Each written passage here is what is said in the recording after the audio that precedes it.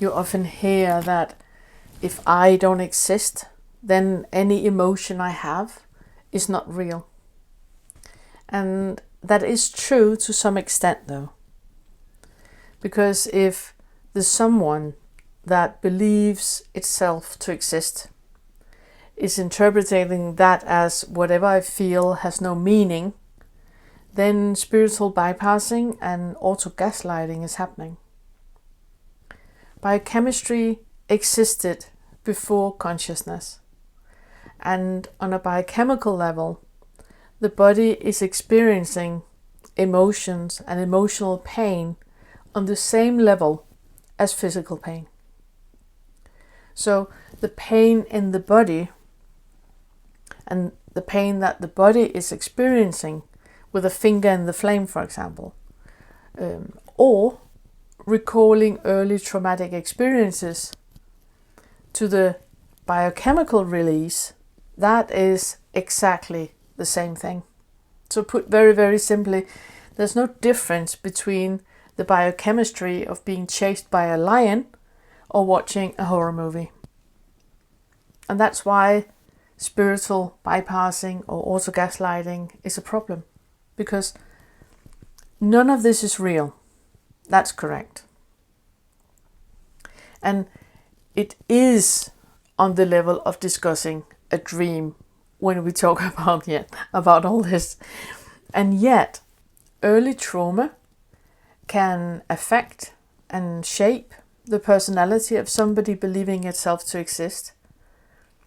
And the hearing about non-duality can worsen an already self-created trauma. And a biochemical reaction will automatically happen. And I think it's very important not to create more apparent suffering. So I really want to pick this apart. There's no you and there's no me. There are only a collection of sensory experiences that individually believe itself to exist as a someone we call you and me. So to make this conversation easier, I, the collection of sensory experiences that individually believe itself to exist right here, creates vibration that the ears of you, the collection of sensory experiences that individually believe itself to exist there, can hear. Now, if I'm going to continue the conversation like this, it's going to become immensely clunky. So just for the sake of it, just for the sake of ease, I'm going to say I and you, but please keep in mind that there is no I or you. Okay, so I talk, you listen to the words. The majority of people listening to this podcast, they can't see me, they can't smell me, but some can. The majority can't. For the majority, this podcast is audio only. There are no pictures, there are no smells, there are no tastes, there are no tactile experiences. Nothing of that is created at all. It's just sound. When your sense of hearing is picking up my voice, it goes to the brain as a nerve signal. That is called an action potential. What is causing that action potential is the sodium-potassium ion flow. And I really want to create a footnote here, just to mention that some autists have more action potential from the senses than the neurotypical counterparts, which means that we as autists, we perceive more stimuli from our senses than neurotypical does. And that's why that right now there might be somebody sitting and listening to my voice on this podcast, and at the same time they can also smell me, see me, or have a taste connected with either my voice or the room I'm in. Anyways, the sense receptors pick up chemicals, and the more you pick up, the more clear is the sense of signal. That's why that when you take a rose and you sniff it, or you take a strawberry and you sniff it, You sniff it to pick up more chemicals through your nose sense receptors. And those chemicals, they dock with the olfactory neurons in the nose. The brain then sends that chemical docking in the neurons and creates an interpretation of what it is, whether it's a rose or a strawberry. Now the body has around about 100 billion neurons. Most of them are in the central nervous system, in the brain and in the spinal cord, but we do have neurons spread all over the entire body. So we sense experience with our entire body. The limbic system, or the limbic lobe in the brain, it sits between the brainstem and right underneath the cerebral cortex. It's like sandwiched in between there. And simply put, the limbic system is where meaning of the bodily sensations are created. And that meaning is based on past experiences. And that's where the perception of time comes in. It's also in that creation that as somebody that believes itself to exist is created. The mind is created in the brain, and the brain responds to the mind. So it becomes the observer and the participant at the same time. And in that, it believes itself to exist as someone.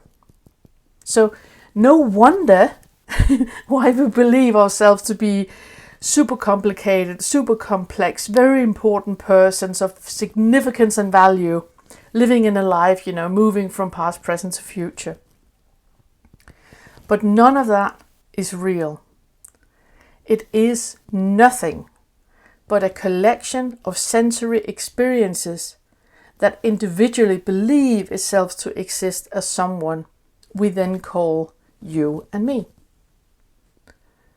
So what actually is, what really is quite uncomplicated. Biochemistry and the self-creation of the illusion of a self-created someone through the sense experiences, believing itself to be everything, that is complicated. But what really is not complicated at all. But it explains why the illusion of self is so difficult to see through, because it can't be sensed. There's nothing to see, hear, smell, taste, or touch. There just is. There's no past or future. There just is. This can't be understood because there's no one to understand it. And it can't be taught because there's no one to teach it and no one to be taught. What is happens beyond time. A body experiences time as real, cell decay. We got cell decay, but fundamentally, time is not real. It just is. There's no me talking. There's no you listening. There just is.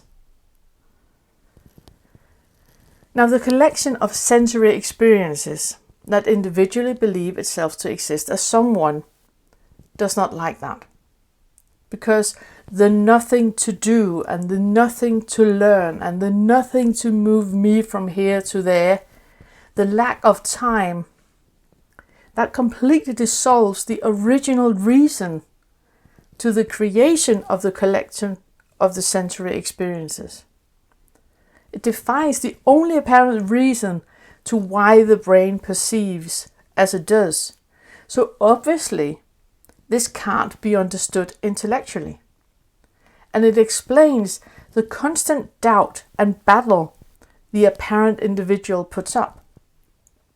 But there's no battle. There's no thing, there just is. So when I talk about the ego that believes itself to exist as someone on one side and what is on the other side, it's not because that is how it is, because it's not. It just makes it easier for a conversation to take place. But there is no you and there is no me.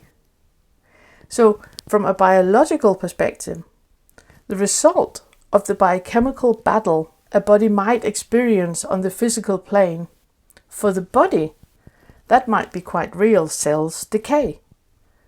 But for the mind, it's self-created.